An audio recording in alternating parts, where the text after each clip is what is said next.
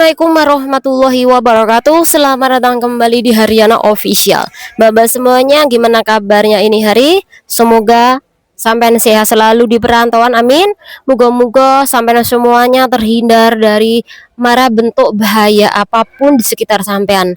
Yang pastinya moga-moga sampean juga iso sukses selalu yang perantauan, duitnya terkumpul menjadi ladang barokah untuk sampean ke depannya lagi, amin ya robbal alamin. Pokoknya tak doakan muga-muga sampean iso sukses selalu nggih, amin. Nah mbak-mbak semuanya, hari ini channel iki akan membahas dua sekaligus video. Pertama adalah informasi mengenai patadong, kemudian yang kedua adalah pembahasan curhatan temennya kita. Tapi sebelum mbak-mbak nonton pembahasan nanti, sampean bisa ngeliat tentang cuaca hari ini agak mendung, kemudian dibarengi dengan angin yang cukup sepoi-sepoi. Jadi mungkin mbak-mbak semuanya sedikit tidak mendengar pembahasan ini, tapi moga-moga videonya baik ya mbak ya. Nah tak ajak sampean untuk lihat mbak, iki persawahan, siapa tahu sampean kangen. Oke, kita langsung aja ke pembahasan yang pertama. Jadi ada sebuah informasi yang sedang beredar mengenai patadong. Apakah patadong lama Anda kui perlu ganti apa enggak? Model patadong versi lama sing koyok ngene iki perlu diganti apa enggak dengan yang warna hitam? Jadi kalau kawan-kawan iki punya ini was-was tentunya, karena informasinya harus diganti nih. Kalau nggak diganti sampean bakal didenda 20 dolar Hongkong.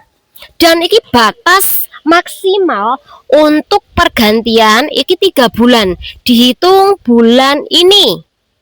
Nah di situ juga ada keterangan nomor-nomor seri dari patadong yang harus diganti. Kemudian di situ juga dikasih informasi kan, ada 19 nomor seri yang sudah tidak layak untuk digunakan atau kadaluarsa. Sampean harus menggantinya, Mbak. Dalam kurung 3 bulan, dihitung dari Mei, Juni, Juli, Agustus ya, 3 bulan. Jadi sampean harus ganti. Nah, itu kan informasinya. Kemudian di situ banyak sekali perdebatan, yang mana ada yang udah ganti percaya, tapi ada yang menanyakan ke MTR apakah iki ganti apa enggaknya, ternyata enggak. Akhirnya di situ terjadilah perdebatan, bahkan majikan pun kui juga tidak tahu mengenai informasi ini. Karena apa? Mereka kui rata-rata tidak menggunakan patadong sing modele ngene iki, Mbak. Jadi wajar kalau mereka tidak tahu informasinya. Nah, menurut pendapatku, menurut pendapat yang iki bagaimana? Silakan mbak-mbak semuanya nanti didengerin. Tapi kalau sampean nggak percaya kebangetan Yohan, tapi sampean bisa ngecek loh mbak, neng ini situs-situs resmi yaitu Kertu Oktopus ya. Oke, yang saya baca memang ada pergantian dari paspor astagfirullahaladzim, patadong jenis lama ini ke patadong baru. Dan dulu channel iki juga sudah membahaskan, karena kalau nggak diganti nanti ketika kamu tutut berarti kui bermasalah, sudah kadaluarsa tidak bisa digunakan. Sama tidak boleh memasuki MTR kalau ada bunyi tutut. Dan itu harus wajib ganti bagi pemilik ini semuanya. Tapi nomor serinya harus dicek. Nah ini nomor seri yang saya kumpulkan karena jumlahnya ada 19. Yang pertama adalah 03514786. Kemudian 1002 001 1038800 15.000 00001 15 23 4000.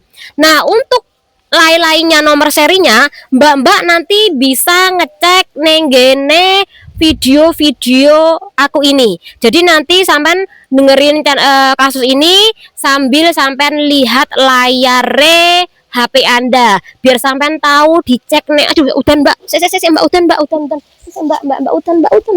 Semuanya kita lanjutkan ya. Jadi sampai nanti dengerin nih curhatan teman kita sama sampai juga lihat Mbak layar HP. Di situ nanti ada selingan nomor seri patadong Anda yang iki masuk kategori tidak dipergunakan lagi. Sampai harus ganti Mbak patadong jenis lama ini dengan patadong jenis yang baru nggih.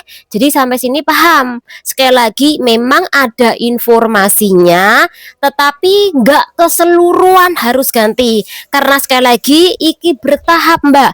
Dulu pernah ada pergantian kan, kemudian harus ganti. Dengan catatan nomor serinya kuwi dicek kadar luasa apa enggak. Nah, 3 bulan ini nanti iki harus ganti sebanyak 19 nomor seri. Saman paham kan, Mbak? Jadi di situ ada berapa ribu nanti yang ganti, enggak semuanya, Mbak. Lek sampean tanya ganti sama petugas MTR ganti. Tapi kalau sampean tanya enggak ganti, jadi enggak perlu ganti. Jadi sekali lagi informasinya iki valid nggih, Mbak.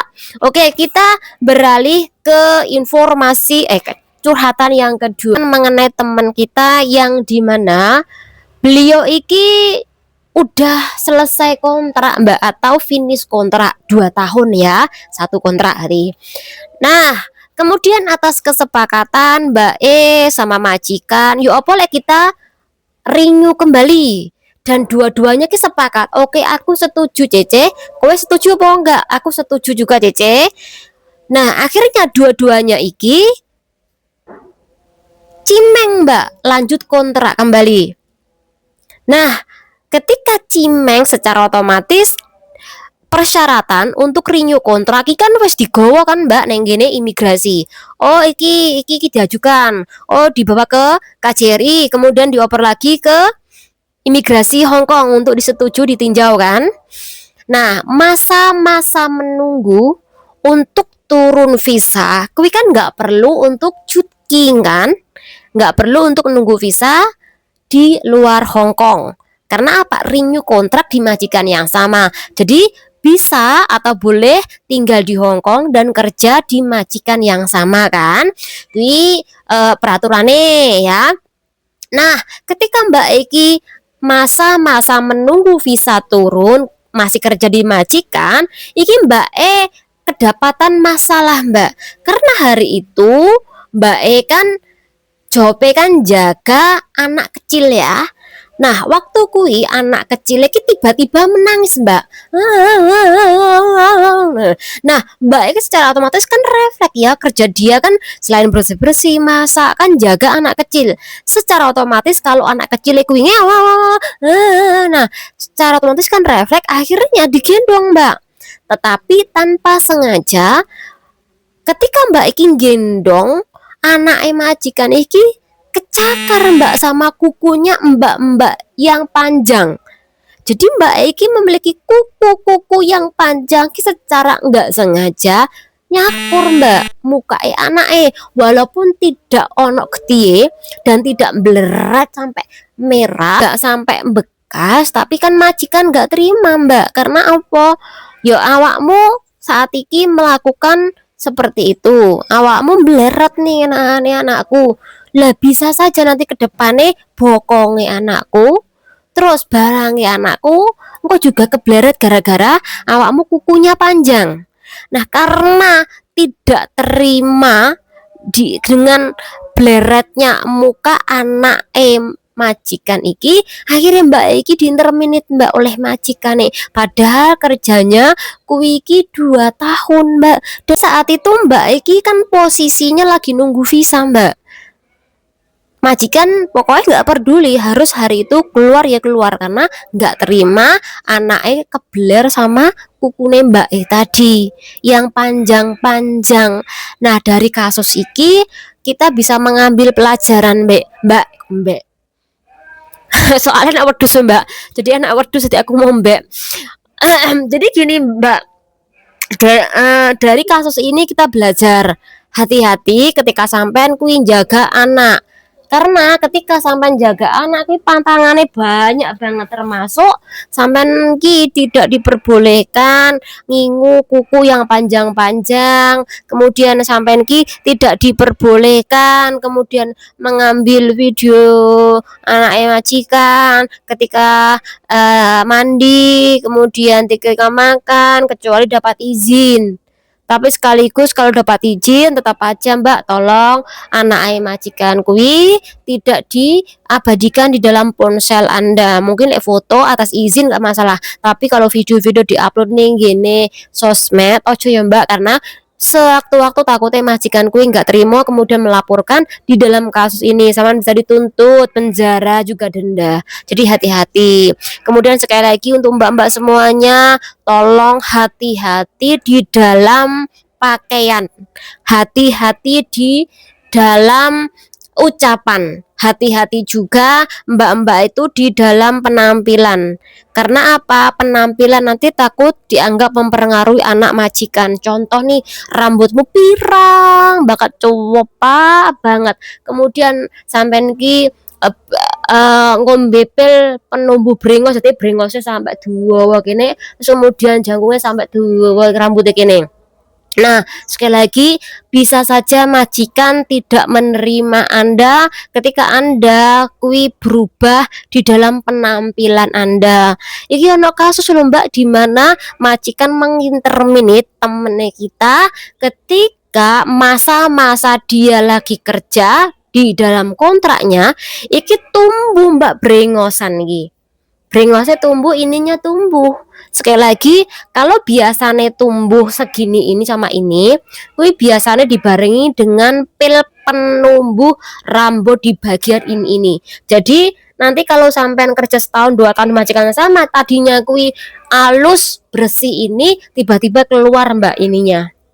Bukan taring ya ininya, brengos-brengosnya. Akhirnya mbak di interminate. Jadi hati-hati. Mungkin sampean bisa menanyakan ke majikan, boleh nggak sih rambutku tak pirang, tak semir, hijau, kuning, biru, merah, boleh nggak? Tanyakan dulu. Nggak semua majikan kui memperbolehkan, karena takutnya anak-anaknya ikut dugal. Padahal nggak semuanya rambut-rambut pirang, rambut-rambut warna-warni kui dugal. Tapi ono sih majikan yang mikirnya sampai ke situ. Jadi hati-hati. Kemudian tolong untuk mbak-mbak semuanya nih, kukunya harus potong, jangan sampai panjang-panjang. Takutnya ketika sampean nyeboki anak majikan, kuwi kecakar dengan kuku sampean yang panjang, Mbak. Takutnya juga selain anak majikannya kecakar, bokong sampean bisa kecakar gara-gara sampean nyeboki pantatnya sampean sendiri. Nah, jadi di sini sebenarnya kalau kuku panjang kuwi nggak ono manfaatnya, kecuali kalau sampean sudah neng tanah air.